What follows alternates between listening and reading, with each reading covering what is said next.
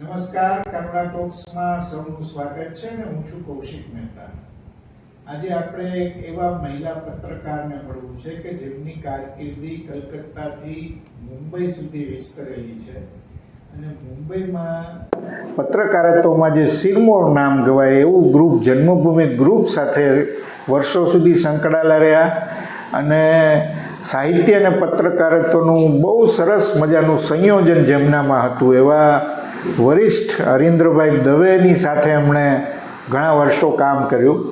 જન્મભૂમિમાં કામ કરતા હતા ત્યારે એમણે બહુ સરસ મજાનું કામ એ પણ કર્યું કે ઝવેરચંદ મેઘાણીએ જે કોલમ શરૂ કરેલીને બહુ પ્રસિદ્ધ થઈ હતી, કલમ અને કિતાબ, એ પણ એમણે સંપાદન ઘણા સમય સુધી એમનું કોલમ પણ ચલાવી અને જન્મભૂમિ પછી પણ ઘણા બધા અખબારો અને સામાયિકોમાં એમની કલમ ચાલતી રહી છે. ઘણા બધા પુસ્તકો પણ એમણે આપ્યા છે અને સૌથી મહત્ત્વની વાત કે મેઘાણી પરિવારમાંથી આવે છે અને એવા આ મહિલા પત્રકારનું નામ છે તરુબેન કજારિયા.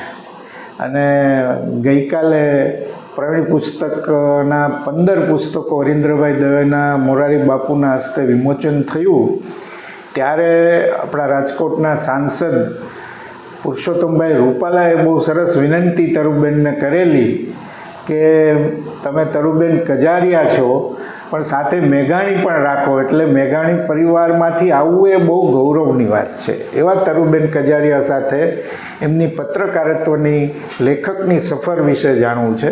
તરુબેન, આપનું ખૂબ ખૂબ સ્વાગત છે. નમસ્કાર. નમસ્તે જી. કોલકાતાથી તમે બહુ મને લાગે છે નાની ઉંમરમાં મુંબઈ આવી ગયા અને પત્રકારત્વમાં દાખલ થયા. થોડી એની વાત કરો, કઈ રીતે જન્મભૂમિમાં દાખલ થયા?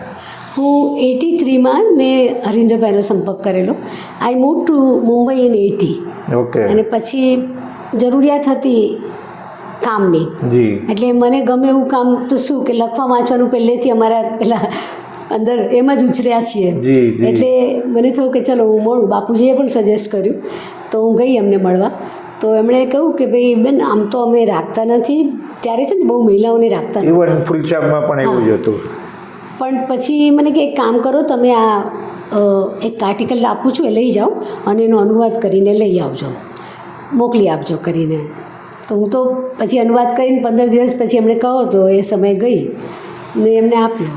પછી એમણે જોયો ને એમને બહુ જ ગમ્યો, કેમ કે એક કામત સાહેબનો આર્ટિકલ હતો અને કામત સાહેબનું લખાણ એટલે જિલ્લા ચાલુ ન હોય, એ થોડુંક હાઈ લેવલનું હોય. તો બહુ જ સારો અનુવાદ એમને લાગ્યો અને એ રીતે પછી મને એમણે કહ્યું કે હા તમે જોડાઓ કરી. એટલે જન્મભૂમિમાં પહેલા મહિલા પત્રકાર તરીકે તમે આવ્યા હશો એવું ના, હું ત્યારે એકચ્યુઅલી એક હતી મારા પહેલાં એક રોહિણી ભટ્ટ કરીને હતી, પણ એ હજી શરૂઆતમાં જ આવી હતી ને, એ ટેમ્પરરી હજી તો પેલી હતી, શું કહેવાય, પ્રોબેશન પર હતી. એટલે આમ લેવાતા નહોતા, પણ પછી આઈ ડોન્ટ નો, મને લાગે છે એ મારું આઈ વોઝ બ્લેસ્ડ. બરાબર. ના, બહુ મોટી વાત છે. અને તમે તો હરીન્દ્રભાઈ સાથે બહુ પૂરતી સંભાળવાનું કામ અને હરીન્દ્રભાઈ દવેનું જે એમનું એડિટોરિયલી જે કામ હોય એ પણ સંભાળ્યું. હા, એ એટલે એમની સાહિત્યિક અને પત્રકારત્વની જે બધી ફરજો હતી એમાં કઈ રીતે એમને વધારે હેલ્પફુલ થવું એ મારો મુખ્ય રોલ હતો શરૂઆતમાં. અને એમ કરતાં કરતાં એમણે જોયું કે તરુબેન, તમે તો પોતે આટલું સરસ રીતે લખી શકો છો તો તમે કેમ નથી લખતા. એ એન્કરેજડ એવરીબડી, બહુ જ બધાને એન્કરેજ કરતા. અને મને પણ ખબર નહોતી એવી મારી શક્તિઓ મને લાગે છે એમણે શોધી કાઢી હતી મારામાં. એટલે એમણે તમારી પહેલી પ્રતિભા ઓળખી લીધી કે ભાઈ એમનામાં આ હીલ છે ને, એમને આ કામ કરવું જોઈએ. સાચી વાત. બહુ અદ્ભુત. પણ તમે હરીન્દ્રભાઈની વાત નીકળી છે એટલે પહેલા હરીન્દ્રભાઈની વાત કરીએ. પણ કેમ છો દોસ્ત, એમની એક અંડરલાઈન હોય, તકિયા કલામ. બરાબર છે, એકદમ બહુ સાચી વાત. પણ હરીન્દ્રભાઈના તો ઘણા બધા અનુભવો હશે, એકાદો અનુભવ તમે શેર કરો. એક પ્રસંગ મને કૌશિકભાઈ યાદ આવે છે કે તમને ખ્યાલ હશે કે હસમુખ ગાંધી સમકાલીનના તંત્રી હતા. બરાબર. બહુ તેજ તરાર કલમ એમની, અને એને આખું પત્રકારત્વમાં એક નવું જ એકદમ સમકાલીન. અમે ત્રીજે દિવસે અમારે અહીંયા આવતું તોય અમે વાંચતા. એક્ઝેક્ટલી. જી. તો એમને હરીન્દ્રભાઈએ ત્યાં ગોઠવવામાં હરીન્દ્રભાઈ મુખ્ય ભૂમિકા ભજવેલી, કેમ કે ગોયંકાજીએ હરીન્દ્રભાઈને પૂછેલું, પણ હરીન્દ્રભાઈ કહ્યું કે ભાઈ આ વ્યક્તિ છે બહુ કેપેબલ છે અને હી ઇઝ ધેર. અને પછી એક પત્ર ગાંધી સાહેબે હરિન્દ્રભાઈ પર લખેલું, એ મારા હાથમાં આવેલું એક દિવસ. તો હું વાંચીને પહેલાં તો મને ખબર જ નહીં કે જેમ ઘણા લોકો હરિન્દ્રભાઈના બહુ જ પ્રેમી હોય તો બહુ સરસ વખાણ કરતા પત્રો લખ્યા હોય, એવો જ એટલો બધો આત્મીય અને કેમ કે ખૂબ જ ગ્રેટિટ્યૂડવાળો પત્ર હતો. છેલ્લે જ્યારે નીચે નામ વાંચ્યું તો હસમુખ ગાંધી, તો હું સમજી એકદમ, મને તો કે એ જ હસમુખ ગાંધી છે કે શું? તો મેં પૂછ્યું હરિન્દ્રભાઈને, તો મને કે હા એ જ છે. પછી મેં ત્યારે એમને કહું, મેં કે અત્યારના કેટલા બધા વખતથી અમે જોઈએ છે કે અવારનવાર કોઈ પણ નાની વાત હોય કે તો એ આડકતરા કે સીધા તમારા પર આક્રમણો કર્યા કરે છે, તો તમે ક્યારેય જવાબ નથી આપતા.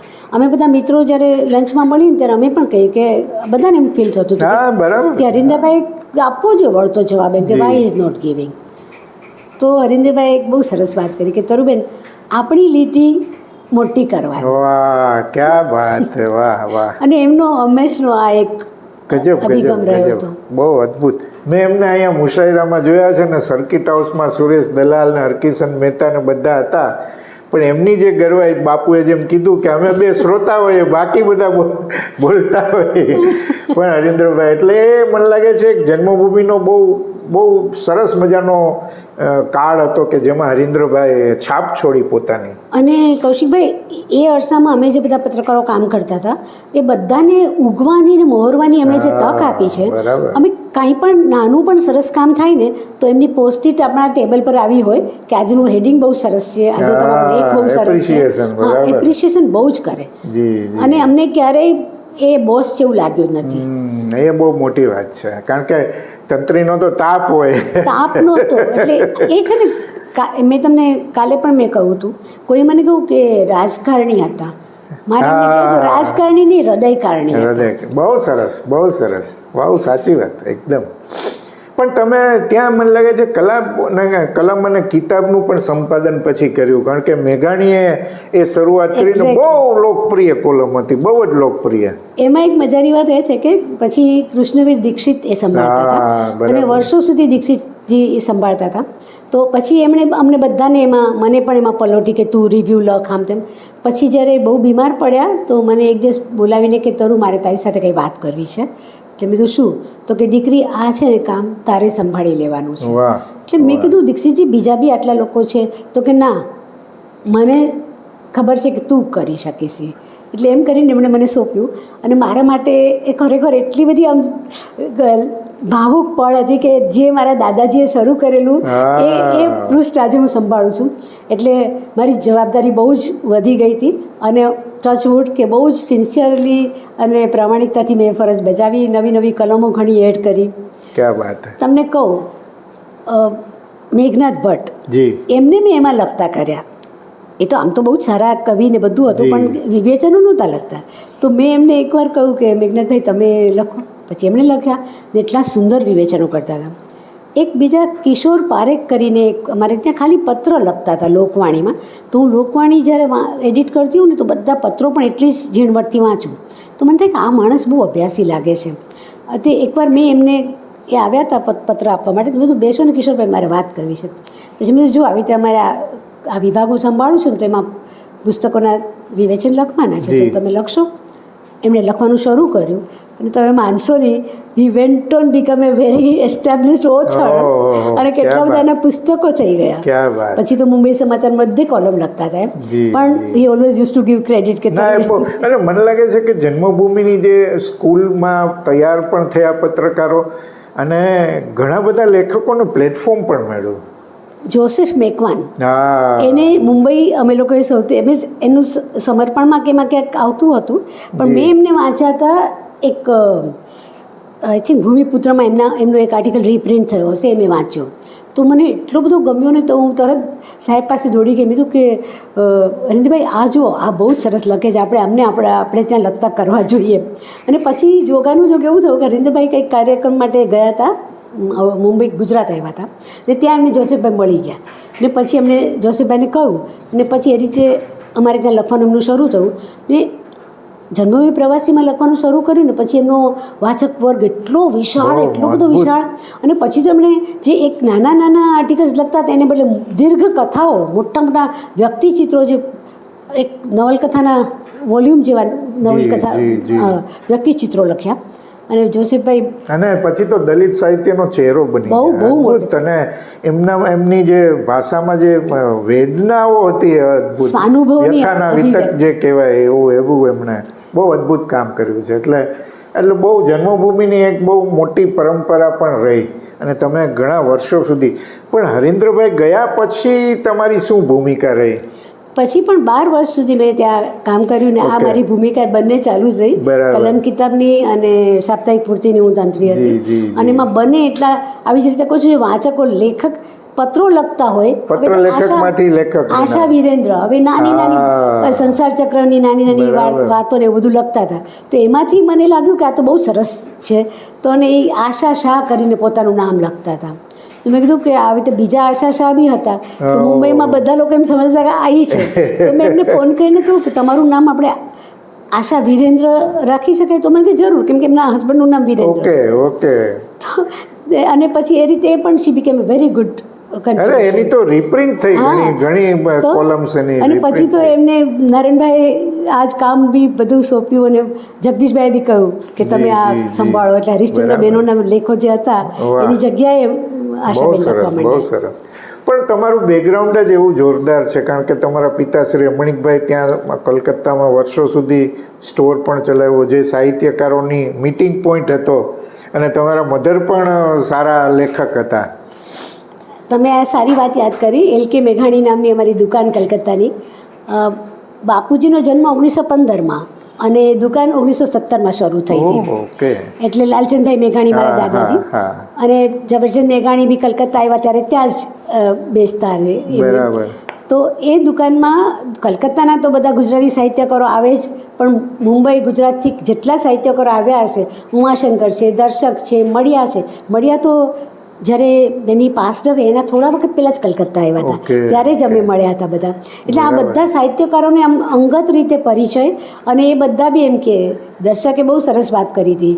એ કે રમણીક છે ને એ કલકત્તામાં ગુજરાતી સાહિત્યનું એલચી છે. અરે વાહ, ક્યાં વાત હે, બહુ સરસ. અને ઘણા વર્ષો સુધી એ સ્ટોર ચાલ્યો, એટલે એક ઠેકાણું હતું કોલકાતામાં. અનફોર્ચ્યુનેટલી મારો ભાઈ હતો ભરત મેઘાણી, એણે પણ વર્ષો સુધી દુકાન એ ચલાવી. પણ હમણાં 2023માં ભાઈ ગયો 21માં, હા. અને 2023માં એ દુકાન અમે પછી વેચી નાખી. કોરોનામાં મને લાગે છે. કોરોનામાં ગયો એ. હા, હા, બહુ તો એ સાચું. દુકાન જે સાહિત્યનું એક તીર્થસ્થાન ગણાતી હા, હતી એ હવે બરાબર. એક ઇતિહાસ બની ગઈ.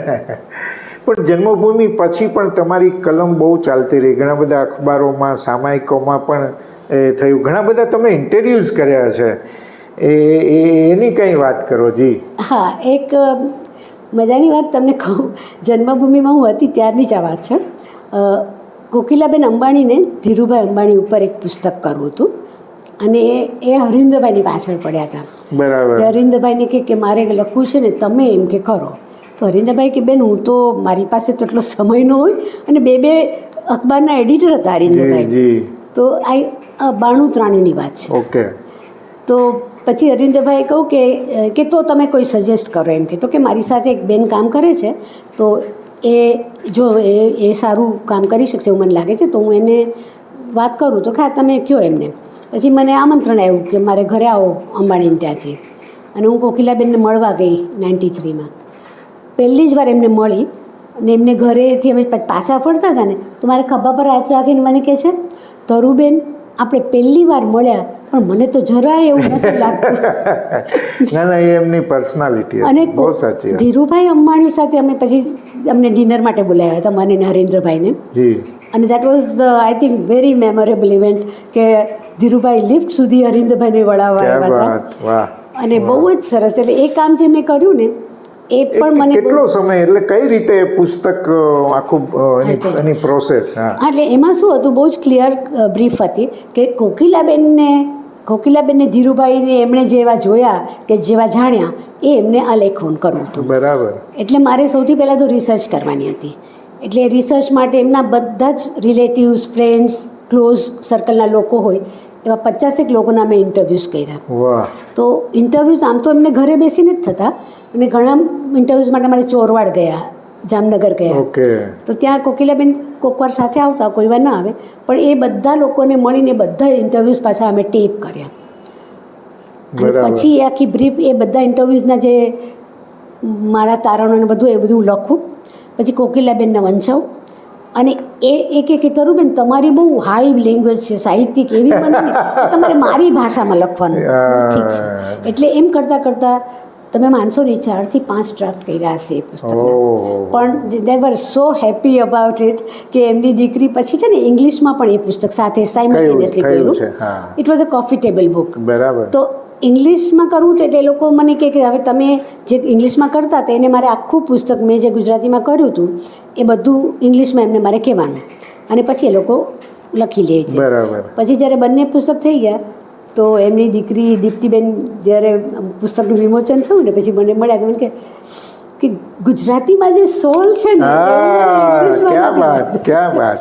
I was so happy. ના ના, આવું ઘણા પુસ્તકોમાં બન્યું છે. તમને કહું, સુરતમાં ગોવિંદભાઈ ધોળકિયા આપણે બહુ ડાયમંડના બહુ મોટું માથું કહેવાય, કરેક્ટ. હા, એમનું અંગ્રેજીમાં લખાયું છે, પણ અંગ્રેજીમાં વાંચો ને ગુજરાતીમાં વાંચો બંનેમાં બહુ ફરક લાગે તમને. એટલે એ વાત સાચી છે તમારી, પણ બહુ જોરદાર એક્સપિરિયન્સ. હા, એટલે એ કામ મારું બહુ લાંબુ એ રીતે ચાલ્યું કે પહેલાં અમે 93 થી શરૂ કર્યું, 94 સુધી 95 સુધી ચાલ્યું, પછી પાછું અભરાઈએ મુકાઈ ગયું, પછી પાછું ધીરુભાઈ પાસ્ડ અવે ઇન 2002.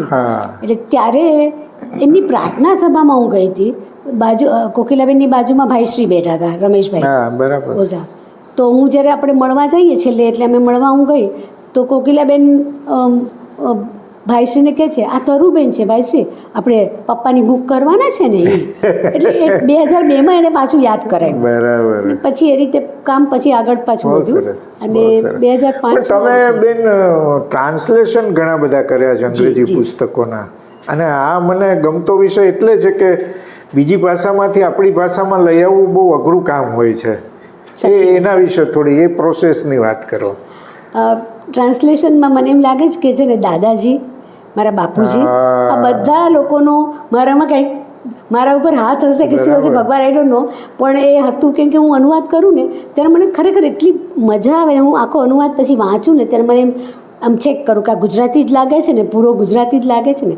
કામત સાહેબના અનુવાદો મેં કર્યા, તો એમ બી કામત તો મને કહે કે તમે ગુજરાતીમાં મને એટલો પોપ્યુલર કરી દીધો છે, હું બધે જાઉં છું તો બધા મને ખૂબ આમ પ્રેઝ કરે છે, તો હું કહું આ મેનકા ગાંધીના લેખો કરેલા.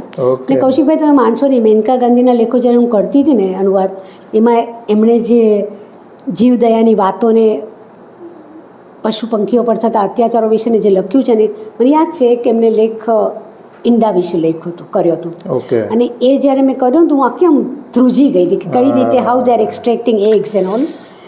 અને એની એ લેખ વાંચીને લોકોના રિએક્શન્સ બી એવા જ આવ્યા.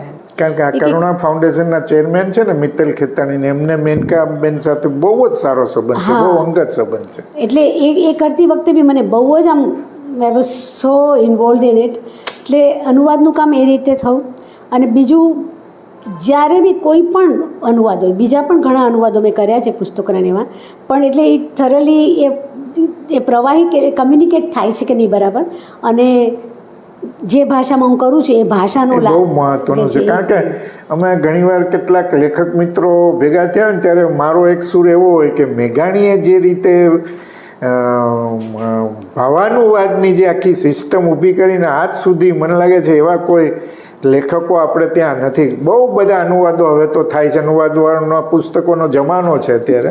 આઈ થિંક મેઘાણીએ જે કર્યું અનુસર્જન, બરાબર, બહુ સાચી વાત. અને મેં મારા બાપુજીને અનુવાદ કરતી વખતે જે મહેનત કરતા જોયેલા ને, આટલી બધી 6-7 ડિક્શનરી હોય, બંગાળીમાંથી ગુજરાતીમાંથી બંગાળી કરે, બંગાળીમાંથી ગુજરાતી કરે, પોતાની મેળે બંગાળી ભાષા શીખેલા.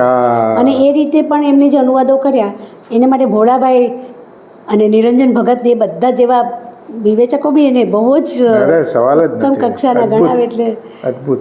અને ઓફકોર્સ અકાદમીએ બી બરાબરના એમને નવાજ્યા હતા. જી. પણ મને લાગે છે તમે આ બધું પત્રકારત્વ, અનુવાદ અને કોલમ રાઇટિંગ સાથે સાથે અભિનયમાં પણ તમે થોડો પ્રવેશ કરી લીધો છે. જી. એમાં એવું છે કૌશિકભાઈ કે મને નાનપણથી અભિનયનો શોખ હતો, ઓકે. પણ સમોર હતા ત્યાં કલકત્તામાં કંઈ અમારે એવી બધી કોઈ અમે પેલા એમેચ્યોર નાટકો ને એવું બધું ક્લબના મેમ્બર હોઈને કરીએ ને એવું એકાદ બે કરેલું, પણ પછી તો કાંઈ બધું ભૂલાઈ ગયેલું. પણ મારો દીકરો આર્ટિસ્ટ છે, બરાબર. એટલે એ બીકેમ એન આર્ટિસ્ટ. તો મને એમ થાય કે મારી અધૂરી ઈચ્છા આ પૂરી કરી રહ્યો છે. તો એમાં એને ઓડિશન્સના કોલ આવતા હોય. તો 2021માં એને આવી રીતે કોઈ કોલ આવ્યો કે ભાઈ ઓડિશન છે અને એમાં એક ગુજરાતી પાત્ર કરવાનું છે. તો એણે પોતાનું તો કર્યું, પછી એ કે એમાં એક ગુજરાતી બાનો પણ રોલ છે. બરાબર. તો એ કે મારા મમ્મીને છે શોખ, એમ કે તો એને કહું તો કે હા કે તમારા મમ્મીને.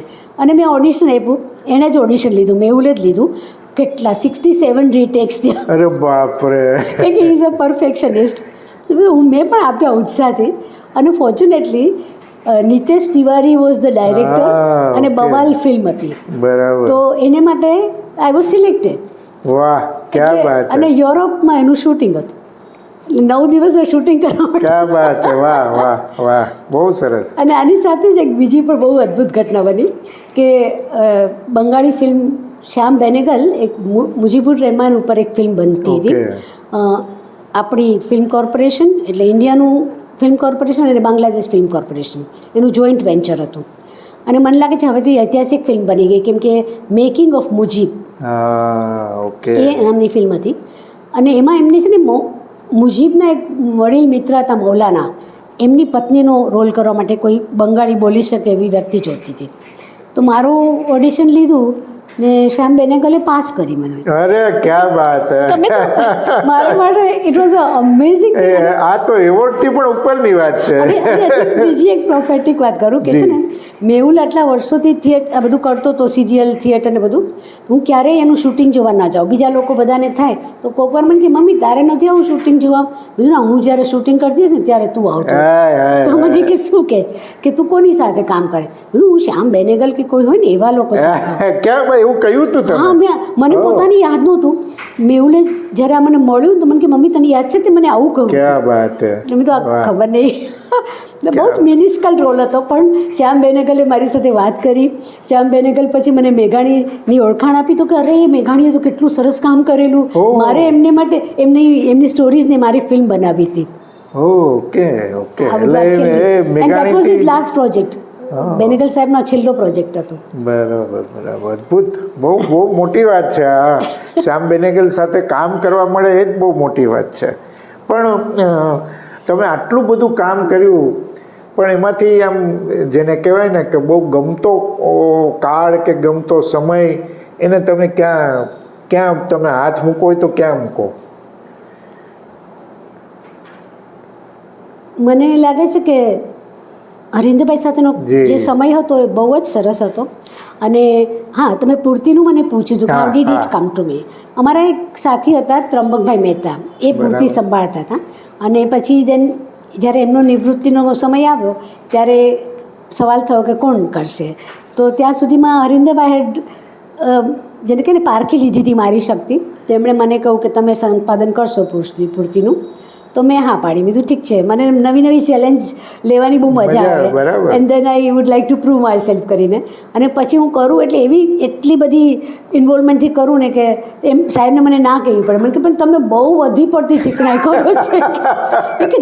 કેમ કે મેં કીધું મારે 0 ડિફેક્ટ જોઈએ, મારી 8 પાનાની પૂર્તિમાં એક પણ ભૂલ ન જોઈએ. અને એને માટે હું ખૂબ મહેનત કરતી હતી. એટલે દેટ્સ હાઉ એ મને બહુ જ કામ ગમતું હતું. હજી સુધી મને ઘણીવાર રાતના સપનામાં એવું આવે કે પૂર્તિમાં મારે આ કરવાનું છે. મને એમ થાય કે આ શું ઇટ વોઝ. અને પણ તમે આ બહુ અદ્ભુત કામ કર્યું કે તમે બધું હરિન્દ્રભાઈના ગયા પછી બધું સાચવી રાખ્યું અને એના નવા 13 પુસ્તકો થયા. બહુ એ તો મને સાચું કહું કૌશિકભાઈ, મેં જ્યારે હરિન્દ્રભાઈ ગયા પછી આ બધું જ ખજાનો પડ્યો હતો તો મેં સાચવીને બધું પહેલાં મારી કેબિનમાં ભેગો કરીને રાખી દીધો. અને પછી ગોપાલભાઈ જ્યારે મુંબઈ આવ્યા તો બધું ગોપાલભાઈ આ એક આટલું સાહિત્ય પડ્યું છે હરિન્દ્રભાઈનું અને ક્યાંય ગ્રંથસ્થ નથી થવું, તો તમે એ કામ માથે લેશો તો મને કે હા જરૂર. હા, બરાબર. ગોપાલભાઈની તો એક વાત છે ને, આમ એવી ઉત્સાહથી ને એકદમ, એમણે 50 પુસ્તકો કરેલા એટલે હા, એમનો એટલે એમને હા પાડી અને એમને હું સોંપીને એટલી મને નિરાત લાગી છે કે મારું એક કામ થઈ ગયું. જી, જી. પછી ઘણા વર્ષો સુધી કંઈ સમાચાર નહીં ને તો મને એમ થાય કે આ થશે કે નહીં. મેં કીધું ના, મેં બહુ જ સાચી નિષ્ઠાથી જે કામ કર્યું છે તો, અને ભરોસો પણ એક સાચા માણસમાં રાખ્યો છે. બહુ સાચી મેં વાત. લકીલી જો પ્રદીપભાઈ આટલી મહેનત ના, કરી. પ્રદીપે બહુ મહેનત કરી છે.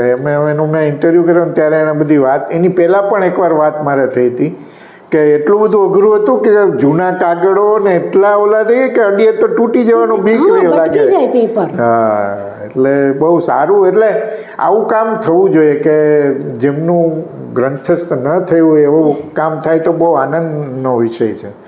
પણ બેન, આખરમાં મને એ પૂછવું છે કે આટલા વર્ષો સુધી કામ કર્યું છે અને કરતા રહો છો, એવો કોઈ મનોરથ ખરો કે મને હજી આ દિશામાં કામ કરવું છે અથવા તો આ કામ રહી ગયું છે, કરવું છે, બાકી છે? બહુ તમે એટલો મને મર્મસ્થાને સ્પર્શે છે એવો પ્રશ્ન કર્યો છે. પણ છે, મારા બા છે ને બંધુબેન મેઘાણી, જી. એ મોરબીના હતા અને એમના પિતાશ્રી મગનલાલ ગુલાબચંદ દફતરી ઓકે. બહુ વિદ્વાન વ્યક્તિ હતા. આજે એમના પત્રો તમે વાંચો, એમના પત્રો પણ મારી પાસે છે. ઓકે. એમની ડાયરી તમે જુઓ, આખી દુનિયાના topmost literary persons, spiritual persons અને ઇવન પોલિટિકલ લીડર્સના બી કોટ્સ હોય એમની ડાયરીમાં. વાહ.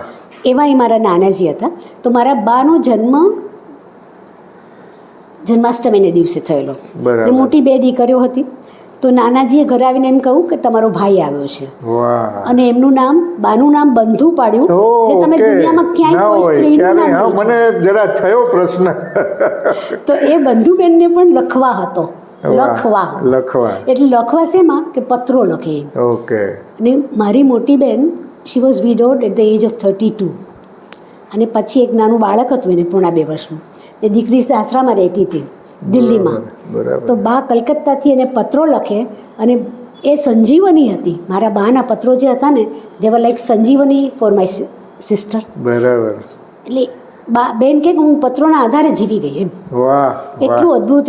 ને એ પત્રો બી જેણે જેણે જોયા છે ને કૌશિકભાઈ, એ બધા એમ કે આ તો કંઈક અદ્ભુત સાહિત્ય છે. કેમ કે બા પાસે એટલી મૌલિક ભાષા હતી. જી. ભાષાના પ્રયોગ આજે મને અમુક ઠેકાણે જોવા જ નથી મળતા. હા, નેચરલી. મકરંદભાઈ, ભગવતીભાઈ, હરીન્દ્રભાઈ, આના સિવાય બીજા ઘણા, ધીરુબેન, આ બધા લોકોએ મને કીધું હતું. એમને બધા પત્રો વાંચ્યા હતા. અનિલભાઈ બી વાંચ્યા હતા, લઈ જોશે. ઓકે. તે લોકો બધા કહે આ તો કંઈક ખજાનો છે એમ કે. હા. એટલે એ ખજાનો જે છે મારી પાસે હજારો પત્ર છે. એમાંથી મારે જે સાહિત્યિક દ્રષ્ટિએ જે અનન્ય છે ને એટલા એક્સટ્રેક્ટ્સ કાઢી અને મારે એક વાહ, બહુ સંગ્રહ સરસ. કરવો છે.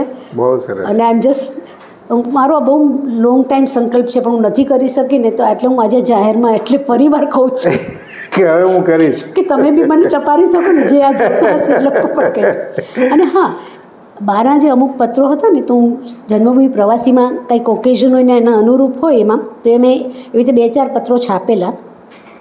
ત્યારે મને જે વાંચકોનો રિસ્પોન્સ મળ્યો છે અનબિલીવેબલ. તમે માનશો નહીં, મારા જન્મભૂમિ ગ્રુપના અમારા જે મેનેજિંગ ટ્રસ્ટી હતા પ્રવીણચંદ્ર ગાંધી, હા, હા. એમણે મને બોલાવીને શું કહ્યું ખબર છે કે આ તમારા બાના પત્રો છે, છાપો, તમે એનું પુસ્તક કરો, અરે વાહ. આપણે છાપશું. ક્યાં એટલે વાત. મને એટલી નવાઈ લાગી. અને ગિરીશ વિશીવોરા, ડૉક્ટર ગિરીશ હા, વિશીવોરા, હા, હા, એ એમને પણ અમે લખતા કરેલા હા, અમારે આપણે ત્યાં, બહુ જ જન્મભૂમિમાં. સારા લેખક છે. એમણે મને 5,000 રૂપિયાનો ચેક મોકલાવ્યો કે આ બંધુબેન મેઘાણીનું પુસ્તક પ્રગટ થાય. ક્યાં બાત હે. અને એ ચેક એમને એમ પડ્યો. મેં કીધું કે ગિરીશભાઈ, એ તો હું કરીશ, પણ વોટ, એટલે આજે એ પત્રની તાકાતની હું તમને વાત કરું વાહ, છું. વાહ, વાહ. હવે એ પત્રોને મારે ના, હવે આ પ્રાગટ્યનો પ્રકાશ દેખાડવો છે. તમે હનુમાન જયંતિ છે અને રામ જયંતિ ગઈ છે, ને બાપુએ કીધું કે વચ્ચે હરીન્દ્રભાઈનો પ્રસંગ આવ્યો છે, એ પણ એક પર્વ છે. એટલે એ પર્વમાં તમે આ સંકલ્પ કરો છો એટલે થશે. ખરેખર આઈ બી સો ગ્રેટફુલ ટુ યુ કૌશિકભાઈ. જી, જી. પણ છેલ્લો પ્રશ્ન, તમે જ્યારે આવ્યા ત્યારે મહિલા પત્રકારોની ખાસ કરીને ગુજરાતીમાં બહુ એન્ટ્રી નહોતી, લગભગ મોટા ભાગના અખબારોમાં. અને આજે ઘણો બધો બદલાવ આવ્યો છે ટેકનોલોજીની દ્રષ્ટિએ. બહેનો પણ એટલું જ કામ હવે સરસ મજાનું કરે છે. તમે જે કાળ જોયો અને અત્યારનો જોઈ રહ્યા છે, પત્રકારત્વની દ્રષ્ટિએ શું બદલાવ લાગે છે તમને? એક વાત હું કહું કે હું આવી ત્યારે હતા ઘણા, શીલા ભટ્ટ હતી, વર્ષા હતી, પણ એટલી સંખ્યા નહોતી. હા, સંખ્યા ઓછી હતી, બરાબર છે. એટલે હવે તો ખૂબ બધી સંખ્યા વધી ગઈ છે. અને એ ખાલી પત્રકારત્વમાં નહીં કૌશિકભાઈ, બધા જ ફિલ્ડમાં તમે જુઓ તો સ્ત્રીઓની મેજોરિટી તમને સ્ત્રીઓની હાજરી વર્તાય જ છે. બરાબર. અને પત્રકારત્વ ત્યારના કે અત્યારના જેમ જનરલ તમને એક ફરક દેખાશે કે અત્યારનું પત્રકારત્વ એટલે હવે આપણી કેટલી બધી પ્રિન્ટ મીડિયા સાથે તો કેટલી બધી કોમ્પિટિશન્સ બીજા મીડિયાની આવી ગઈ છે. એટલે એમાં જે પ્રકારનો બદલાવ સામાન્ય પત્રકારત્વના પ્રિન્ટ મીડિયામાં જોવા મળે એ બી તમને પુરુષ પત્રકાર હોય કે સ્ત્રી પત્રકાર હોય એ લોકોમાં જોવા મળશે. એટલે એવો જ તમને બદલાવ એમાં પણ જોવા મળે જ. પણ મને યાદ છે એકવાર મેં કમળાબેનનો ઇન્ટરવ્યૂ કરેલો, તમને ખ્યાલ હોય તો. કમળાબેન પારેખ? ના, સરનેમ સરનેમ ભૂલી ગઈ છું, પણ જે મૂળ સોતા ઉખડેલા. હા, બરાબર. હા, બરાબર. એની સરનેમ શું હતી? કમળાબેન, મને લાગે છે પારેખ છે મારા ખ્યાલથી. ત્યારે હા, એટલે એમનો જ્યારે ઇન્ટરવ્યૂ કર્યું ને તો એ મને કહે કે ઘણી બધી છોકરીઓ આવે છે આજ, એમ કે પણ અમે કહીએ કાંઈ ને લખે કાંઈ. તો મેં કીધું કે એટલે મને કે તો તમારે મને બધું હું જે વાત કરું, આપણો ઇન્ટરવ્યૂ થાય તો મને લખીને બતાવજો. ચોક્કસ. પછી મેં એમને મારો લેખ તૈયાર કરીને જ્યારે મોકલ્યો જોવા માટે, તો એટલા ખુશ થયા. મને કે મારે હવે કાંઈ તને પૂછવું નથી એમ કે. એટલે આવી જે વાત હતી ને કે જે લોકો એને વિશ્વાસ પડવો જોઈએ. બહુ સાચી વાત. અને જે વ્યક્તિ વાત કરી રહી છે એને એ જ રીતે મૂકવી જોઈએ. એક્ઝેક્ટલી, એને એ રીતે મૂકવી, વફાદાર રહેવું, એ બધું એ થોડું ઘણું આપણને ઘસારો છે. વાત સાચી, તમારું ઓબ્ઝર્વેશન એકદમ. અને ઉતાવળ ખૂબ છે કે આના કરતાં આગળ થઈ જવું, કેમ કે કોમ્પિટિશન્સ ખૂબ વધી ગઈ છે. બરાબર. Breaking news. ને હવે તો સોશિયલ મીડિયાનો જમાનો આવ્યો એટલે વધારે સમસ્યાઓ થઈ છે. પણ બહુ આનંદ થયો બેન તમારી સાથે વાત કરીને. ઘણા બધા સંભારણાઓ તમે તાજા કર્યા અને બહુ આનંદ થયો કે એ જમાનાથી માંડી આ જમાના સુધીનો જે તમારો અનુભવ છે બહુ ઇન્ટરેસ્ટિંગ રહ્યો અને તમે અમારી સાથે જોડાયા અને આટલી સરસ મજાની વાતો કરી. ખૂબ ખૂબ આભાર. થેન્ક યુ કૌશિકભાઈ, મને પણ બહુ જ મજા આવી. જી.